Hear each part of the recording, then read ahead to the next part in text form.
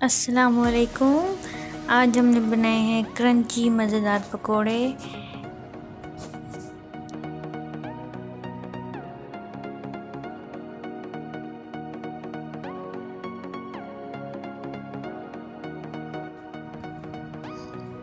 सबसे पहले सारी चीज़ों को छोटा छोटा हम बारीक चॉप कर लेंगे, छोटा छोटा काट लेंगे।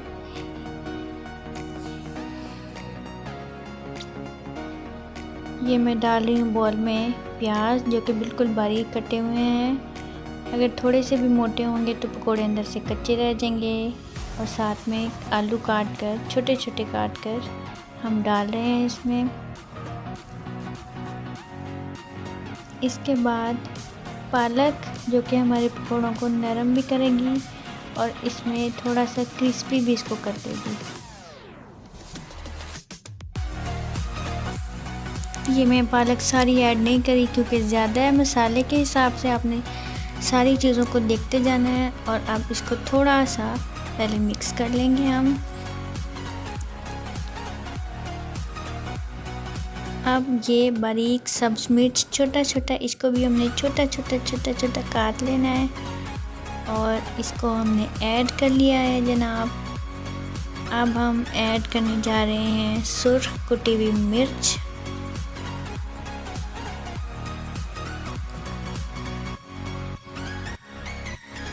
आधा चाय का चम्मच नमक। ये चीज़ें आप हस्बे ज़रूरत भी डाल सकते हैं, ज़्यादा भी कर सकते हैं, कम भी, जैसे आपको अच्छा लगे।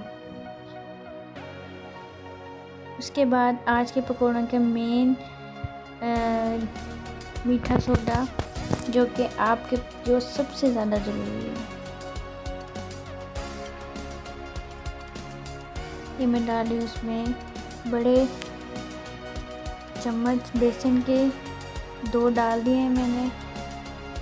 फिर आप इसको मिक्स करेंगे। फिर आपको पता चलेगा कि इसमें मज़ीद कितने बेसन की ज़रूरत है, पानी की ज़रूरत है या किस चीज़ की ज़रूरत है।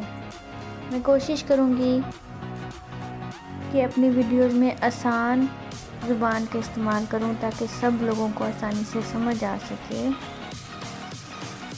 मिक्स कर लिया अच्छी तरीके से। जब तक मैं इसको मिक्स कर रही हूँ, अब ये अच्छी तरह मिक्स हो गया है। अब मैं इसमें पानी डाल दिया है। पानी डालकर इसको मिक्स करें और चेक करें कि बैटर को मज़ीद किस चीज़ की ज़रूरत है, पानी की या बेसन की।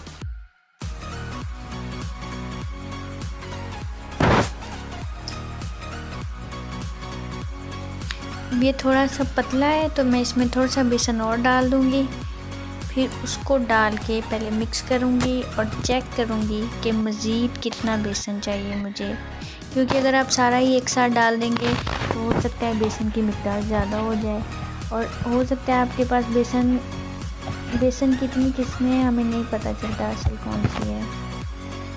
इसलिए अगर बेसन ज़्यादा हो जाएगा तो सिर्फ उसका ही टेस्ट आएगा। अब आप देख सकते हैं कि इसका जो टेक्सचर है वो ना बहुत पतला है ना वो बहुत गाढ़ा है।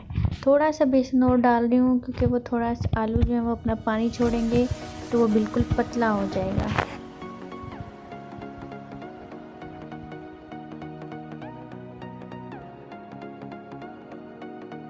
जब तक मैं इसको मिक्स कर रही हूँ, आप मेरे चैनल को सब्सक्राइब कर लें और बेल आइकन को हिट कर दें ताकि आपको हर नई वीडियो फ़ौरन से पहले मिल जाए। मैं इसको मिक्स कर चुकी हूँ अच्छे तरीके से। आप चाहें तो इसको 10-15 मिनट रख लें, चाहें तो बिल्कुल इतना ही। अब ये तैयार है बनाने के लिए।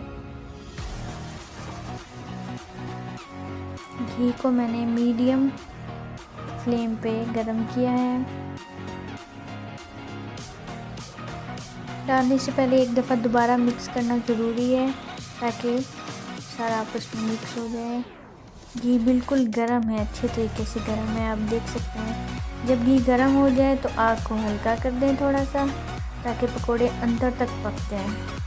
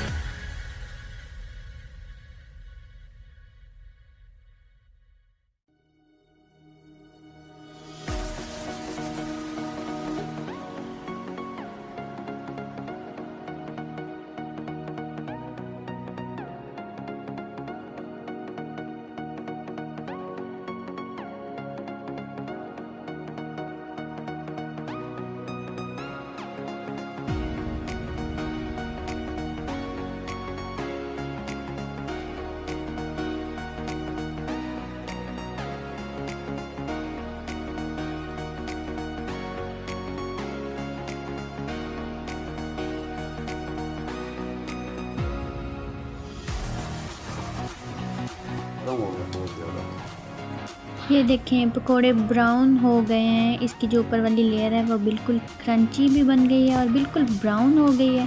तो इसका मतलब है आपके पकोड़े तैयार हो गए हैं। अब आप इनको निकालने से पहले इनका ऑयल अच्छी तरह निकाल लें, क्योंकि हमें आपकी सेहत का भी बहुत ख्याल है।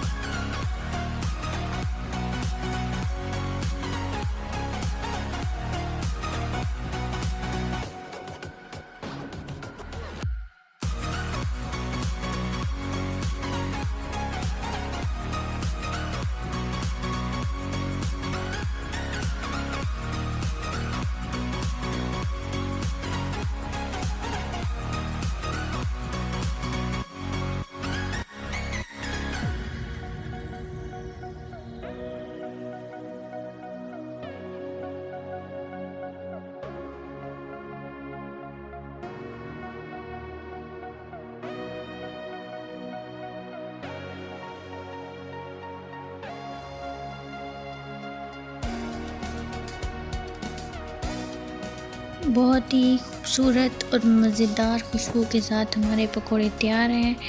आप इसको ज़रूर ट्राई कीजिएगा और कमेंट सेक्शन में मुझे बताइएगा कि आपको मेरे पकोड़े कितने पसंद आए।